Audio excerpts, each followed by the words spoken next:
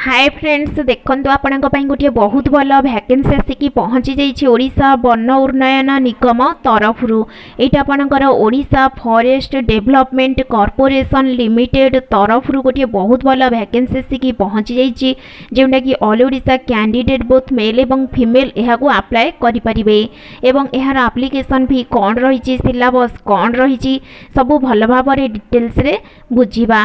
तो वीडियोटी स्टार्ट करिया पूर्व आपण जदि चैनल रे नुआ आसी थांती ताहले चैनल को सब्सक्राइब करि दियंतु एमिति नुआ नुआ जॉब रा अपडेट्स पाइबा पई एवं वीडियोटी को गोटिए लाइक करि दियंतु। तो आसंतु वीडियोटी स्टार्ट करिबा। देखंतु इटा होची तार ऑफिशियल वेबसाइट www.odisafdc.com एथिरे विजिट करिकी आपण नोटिफिकेशन टी को भलो भाबरे पढि परिबे। देखंतु यार ऑनलाइन अप्लाई डेट स्टार्ट होउची 24/8/2021 रु एवं यार लास्ट डेट रहुची आपणकर 10/9/2021। एहा पूर्वरु आपणको अप्लाई करिया को पड़िबो।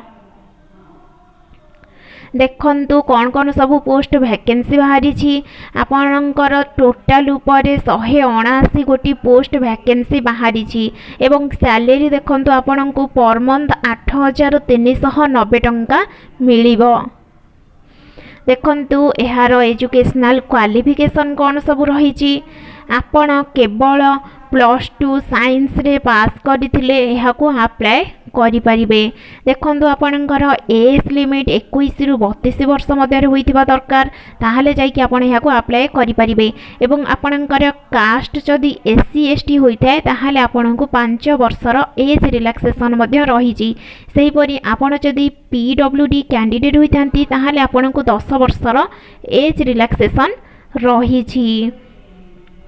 देखंतु आपणकर फिजिकल स्टैंडर्ड रे कौन सब रही आपणकर एससी रे 168 सेंटीमीटर हाइट थिबा दरकार एवं एसटी रे 158 सेंटीमीटर हाइट थिले जाइके एहाको अप्लाई करि परिबे।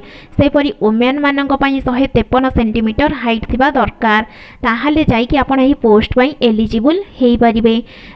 देखंतु आपणकर वाकिंग रे कौन रही आपण जदि मेल होइतांते ताहाले आपणको 4 घंटा रे 25 किलोमीटर चलिया को पड़िबो। सेही परि फीमेल होइतिले 4 घंटा रे 16 किलोमीटर चलिले जाइके आपण इतरे क्वालिफाई हेई परिबे।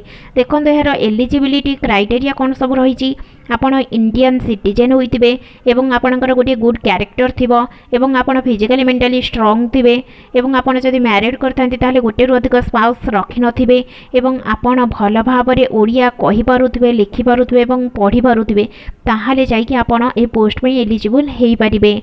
देखंतु आपणकर 7 क्लास रे ओडिया लैंग्वेज रहितिबो ताहाले जाई कि आपण ए पोस्ट में एलिजिबल हेई परिबे एवं आपणकर 10th रे ओडिया लैंग्वेज रहितिबा दरकार ताहाले जाई कि ए पोस्ट में आपण अप्लाई करि परिबे।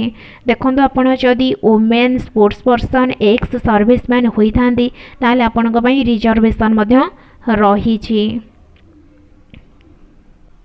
देखंतु आपणकर रिक्वायरमेंट प्रोसीजर कौन सब रही आपणकर गोटे कंप्यूटर बेस्ड टेस्ट हम जोटा कि आपणकर मल्टीपल चॉइस वाला क्वेश्चन आसीबो। देखंतु केउथेरे कौन कौन सब आसीबो आपणकर जनरल इंग्लिश पई 40 मार्क आसीबो क्वेश्चन एवं ओडिया पई 40 मार्क जनरल नॉलेज आपणकर पड़िबो 40 मार्क क्वांटिटेटिव एप्टीट्यूड आपणकर 40 मार्क आसीबो एवं आपणकर रीजनिंग 40 मार्क आसीबो। टोटल ऊपर आपणकर 200 मार्क एग्जाम रहिबो। देखंतु आपणकर प्रथमे 6 वर्ष जाए आपण कॉन्ट्रैक्चुअल रे जॉब करिवे तापर जाई कि आपणकर रेगुलर हबो। देखंतु सैलरी भी दे देछि आपणको पर मंथ 8,390 टंका मिलिबो। देखंतु एटा आपणकर ऑनलाइन रे अप्लाई करिया को पड़िबो एवं एहार लास्ट डेट रहउछि आपणकर 10/9/2021। एहा पूर्वरु आपणको अप्लाई करिया को पड़िबो। देखंतु आपणकर एग्जामिनेशन फी कौन रही आपको 100 टंका चार्जेस लागिबो। देखंतु आपणकर सिलेक्ट लिस्ट एवं रिजल्ट कौन रही आपणकर फील्ड असिस्टेंट ग्रेड 3 पई आपणकर फिजिकल स्टैंडर्ड फिजिकल टेस्ट हम एवं रिटन टेस्ट हम क्वालिफाई कला परे आपणकर गोटे डॉक्यूमेंट वेरिफिकेशन रहिबो।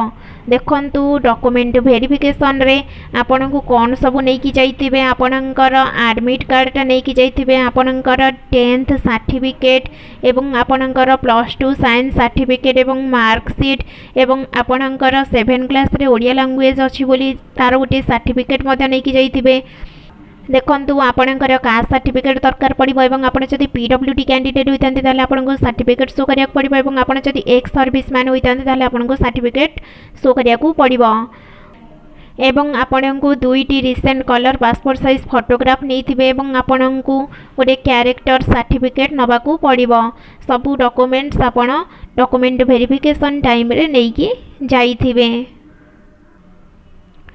तो जदि भी किसी डाउट रही आप मते कमेंट बॉक्स रे निश्चय जनइबे। तो आम भिडियोटी को एंड करुचे।